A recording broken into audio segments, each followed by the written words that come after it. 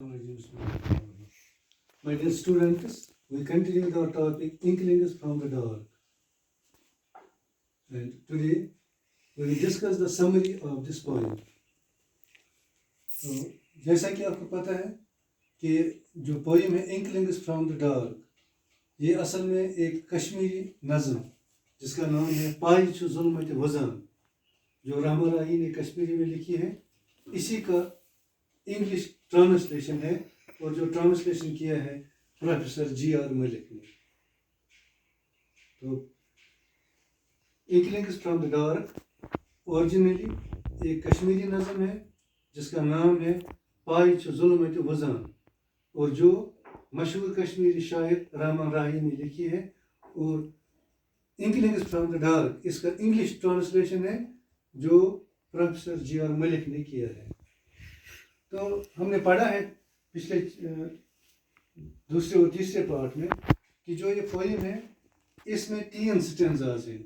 जो पहला और दूसरा स्टेंजा है, जो पहली 15 लाइनें हैं पोइम के 2 स्टेंजाज, फर्स्ट 2 स्टेंजाज, इनमें शायर या पोइट जो है ये बहुत मायूस और परेशान हो जाता है, क्योंकि ये इन दोनों स्टेंजाज में तशद्दुद, खून खराबा और डरावने ख्वाब देखता है। लेकिन फिर हम तीसरे स्टेंजा और आखिरी स्टेंजा में देखते हैं कि इसको एक उम्मीद सी बन जाती है, यानी ये लास्ट पहले 2 स्टेंजा में पेसिमिस्टिक हो जाता है, तो फिर लास्ट स्टेंजा में ऑप्टिमिस्टिक नोट पर ये पोइम ख़त्म हो जाती है, क्योंकि इसको फिर लास्ट पर एक खूबसूरत और चमकदार फ्यूचर की उम्मीद बन जाती है। तो इस पोइम में जो पोइट है ये अपने पिछले रात के कुछ वाक़ात जो इसके साथ पेश आए वही बयान करता है। पोइम कहता है कि वो रात के वक्त सोया हुआ था, उसकी नींद खराब हो गई, बाहर बर्फबारी हो रही थी और उसने एक डरावना ख्वाब देखा। उसने देखा, ख्वाब में देखा कि एक शाहीन है जिसने एक फाख्ता को मार डाला है और उसका खून उसकी चोंच पर अभी तक लगा हुआ था।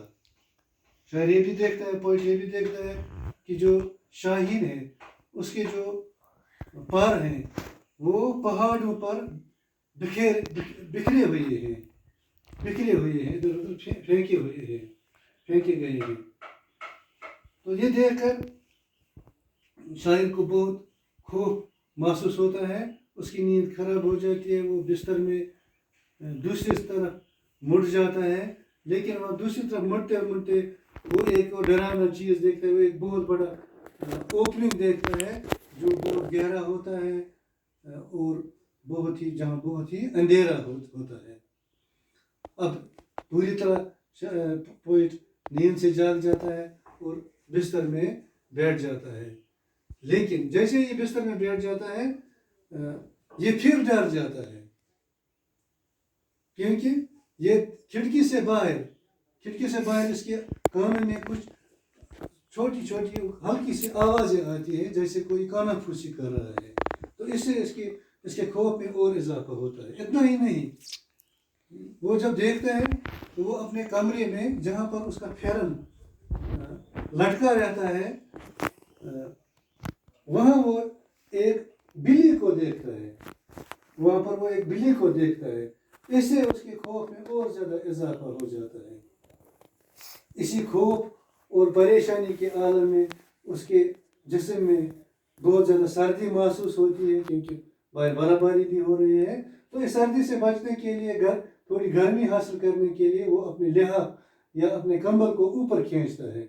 लेकिन जैसे ही यह कंबल को ऊपर खींचता है उसके बिस्तर में जो कांगड़ी होती है वो गिर जाती है, और कांगड़ी में के अंदर जो सर्द एशेस होते हैं वो उसके पैरों पर गिर जाते हैं। इसी दौरान बाहर उल्लू भी चीखना शुरू करता है और उसकी वो मधुस आवाज़ उसके कानों में पहुंच जाती है, पोइट के कानों में पहुंच जाती है। तो ये फर्स्ट 2 स्टेंजाज का हाल था जो हमने पीछे भी पढ़ा है। अब देखिए तीसरे स्टेंजा में अब उसकी थोड़ी उम्मीद बन जाती है, क्योंकि अब इसको अचानक یہ خوف کے عالم میں اس کو اچانک اپنے بیٹے کی یاد آتی ہے. اس کو یاد آتا ہے کہ اس نے وہ کل شام سونے سے پہلے اپنے بچے کو ایک کہانی سنا رہا تھا اور اس کو وہ سمجھا رہا تھا کہ کیسے ایک جھینگا موتی بناتا ہے. لیکن ابھی یہ کہانی ادھوری ہی تھی. اس کے بچے کو نیند میں آدھا بوچھا اور وہ نیند کی آگوش میں چلا گیا. ابھی کہانی ختم نہیں ہوئی تھی. تو یہی بچہ اس کو اپنا بیٹا یہی اس کو یاد آ گیا پوئٹ کو. وہ ایک دم اپنے بستر سے اڑ گیا اور اس نے سوچا کہ پہلے میں اپنے بچے پر کچھ نظر چلا جاتا ہے. وہاں وہ لائٹ آن کرتا ہے لیکن جب اس کی نظر اپنے بیٹے پر پڑ جاتی ہے اس نے دیکھا کہ اس کا بچہ پورے سکون کے ساتھ سویا ہوا تھا اور اس کے ہونٹوں پر ایک خوبصورت مسکراہٹ بھی تھی. اسی دوران اس نے اس کے ماتھے کی طرف دیکھا. وہاں پر اس نے ایک پسینے کے ایک قطرے کو بھی اس کے ماتھے پر دیکھا. وہ موتی کی طرح چمک رہا تھا.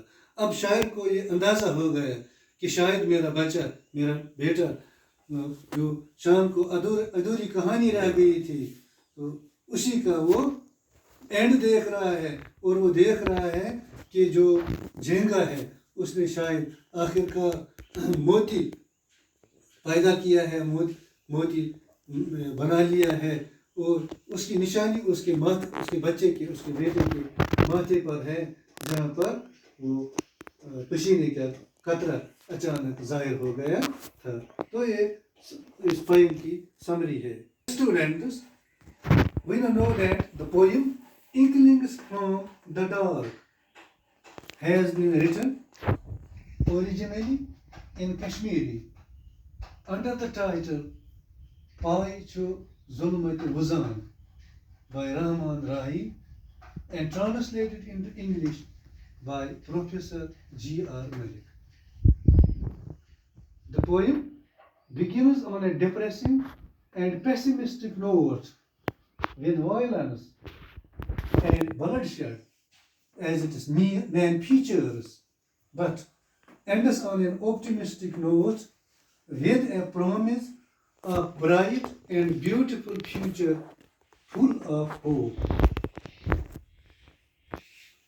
The poet narrates the events of his previous night when it was snowing and he could not sleep because he was hallucinating.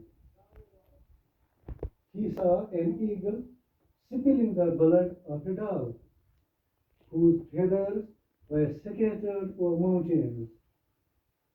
Turning in his bed, he saw a deep, dark chasm.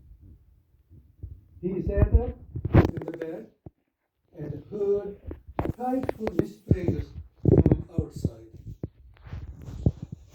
Terrorized and traumatized, he pulled up the quilt for warmth, but the ground tippled and the cold ashes kissed his feet.